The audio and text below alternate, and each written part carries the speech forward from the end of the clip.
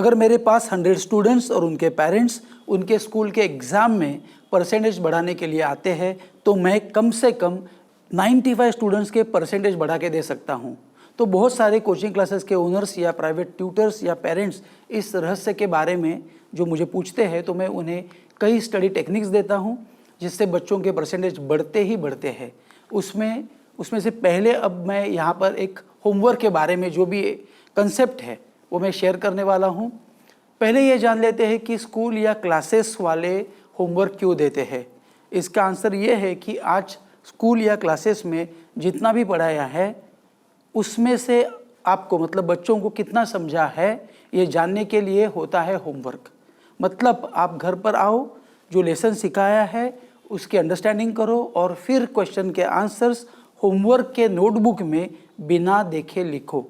लेकिन ज़्यादातर स्टूडेंट्स ऐसा नहीं करते हैं, वो गाइड या क्लास के नोट्स या अन्य किसी नोट्स से रेडीमेड आंसर्स देखकर होमवर्क की बुक में लिखते हैं।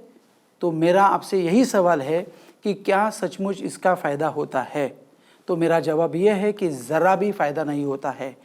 लेकिन उससे क्या होता है तो टाइम, इंक और नोटबुक के पेजेस और एनर्जी ये सभी वेस्ट होते हैं।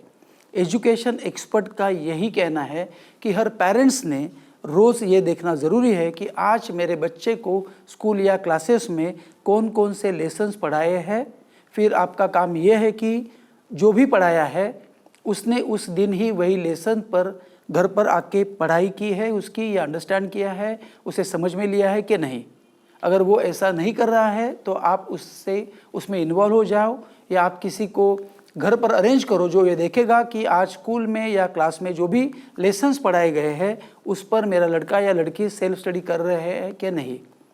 मेरिट के मतलब स्कॉलर स्टूडेंट्स और उनके पेरेंट्स का यही कहना है कि स्कॉलर स्टूडेंट्स को जिस लेसन का भी होमवर्क मिलता है हर रोज़ तो वो डायरेक्टली उस लेसन के आंसर्स होमवर्क के बुक में नहीं लिखते हैं। तो क्या आपको पता है कि वो क्या करते हैं? फर्स्ट तो वो पहले लेसन पढ़ते हैं, सेकेंड लेसन को अंडरस्टैंड करते हैं, थर्ड उसमें से दिए हुए क्वेश्चंस के आंसर्स को पहले समझ लेते हैं। मतलब बिना समझे वो लोग रट्टा नहीं मारते हैं। फिर बिना देखे आंसर 3 से 4 बार बोलते हैं। पॉइंट नंबर 4, होमवर्क के बुक में बिना देखे लिखते हैं। इसे कहते हैं असली राइटिंग प्रैक्टिस। आंसर को देखकर लिखना मतलब राइटिंग प्रैक्टिस नहीं है। बिना समझ के रट्टा मार के लिखना ये भी राइटिंग प्रैक्टिस नहीं है। आंसर को समझने के बाद बिना देखे 3 से 4 बोलने के बाद बिना देखे लिखना ये होती है असली राइटिंग प्रैक्टिस।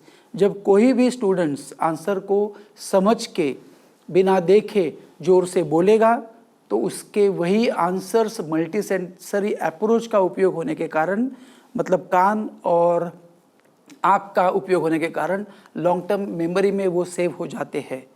राइटिंग प्रैक्टिस मतलब होमवर्क के बुक में बिना देखे लिखना। तो आपने इस वीडियो से जो भी सीखा है वो आपके घर में डिस्कस करो और आप इसे कैसे इम्प्लीमेंट करने वाले हो आज के बाद ये सोचो, इसके ऊपर प्लान बनाओ और इम्प्लीमेंट करो। अगर आपको कुछ भी डाउट है आपके बच्चों की पढ़ाई के बारे में तो आप हमें 8080972972 इस नंबर पर कॉल कर सकते हो। हम आपके पढ़ाई में जो भी प्रॉब्लम्स है वो सॉल्व आराम से कर सकते हैं।